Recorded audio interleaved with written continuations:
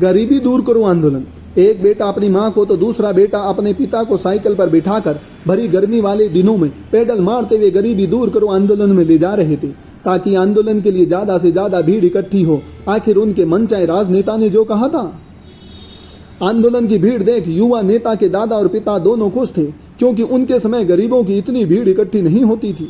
भाषण शुरू हुआ। नव युवा नेता ने बताया कैसे उसके दादा और पिता ने भी गरीबी आंदोलन के लिए अपना पूरा जीवन आपको निछावर कर दिया। अब आगे से इस आंदोलन का नेतृत्व मैं करूंगा। आप मुझे रिकॉर्ड तोड़ जीत दिलवाएं, फिर देखिए मैं कैसे गरीबी दूर करता हूं। नए युवा नेता को सुनकर नए युवा गरीब लोग तालियां बजाने लगे। बेटों की मां ने बताया कि मंच पर जो बुजुर्ग आदमी बैठा है वह युवा नेता का दादा है। जब मैं छोटी थी तब अपने पिता के साथ साइकिल पर बैठकर उसका भाषण सुनने आती थी। वह गरीबी दूर करने पर बहुत अच्छा भाषण देता है और मंच पर उसके आसपास जो लोग बैठे हैं वह पहले गरीब थे, हमारी ही तरह, लेकिन इन्होंने उनकी गरीबी दूर कर दी। माँ की बातें सुनकर बेटे खुश थे, क्योंकि आखिर उनके मनचाहे राजनेता की प्रशंसा जो हो रही थी। भाषण खत्म हुआ। भीड़ के रूप में आए हुए लोगों को पार्टी का एक एक झंडा और कागज के कुछ पंपलेट दिए गए, जिसमें लिखा था गरीबी कैसे दूर की जाए।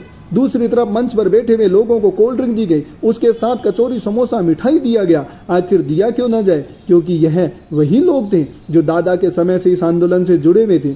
उन्हें गरीबी दूर करने का अनुभव था, क्योंकि जब वे आंदोलन से जुड़े थे तब गरीब थे और आज अमीर हो गए।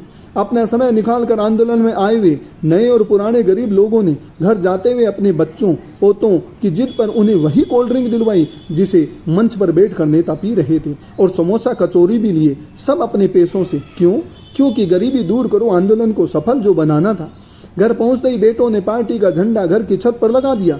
आखिर क्यों ना लगे, उनकी पार्टी का जो था, जो कि गरीबी दूर करेगी। माँ ने पंपलेट को चूल्हे में डाल दिया, क्योंकि चूल्हा जलाना भी बहुत जरूरी था। दूर बैठा पिता इन सब बातों को देख रहा था। वह जानता था कि किसी के भी समझाने से समझाया नहीं जा सकता। जिस रास्ते पर मैं चला था मेरे बेटे भी उसी रास्ते पर हैं। मैंने भी अपने पिता की कभी बात नहीं मानी।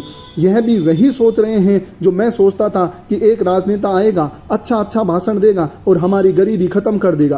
पिता के समझाने के बाद भी मैं भी नहीं समझा था कि गरीबी अच्छे भाषणों से नहीं, खुद के कर्म और संघर्ष से खत्म होगी। मेरे बेटे भी नहीं समझ पा रहे, जबकि मुझे ही नहीं मेरे बेटों को भी मालूम है कि इस राजनेता की 3 पीढ़ियां अमीर हो गई और आगे की 7 पीढ़ियों तक की व्यवस्था कर दी। वहां रे गरीबी दूर करने वाला आंदोलन, जो भीड़ के रूप में आते हैं वह आगे तक गरीब रहते हैं। जो आंदोलन लेकर आता है उसकी आगे की 7 पीढ़ियां तक अमीर हो जाती है। सब कुछ दिमाग का खेल है। इस राजनीति के खेल में हम गरीब लोग केवल बंदर हैं, क्योंकि हम गरीब लोग भोले भाले होते हैं, जल्दी दूसरों की बातों में आ जाते हैं। इसमें हमारी क्या गलती।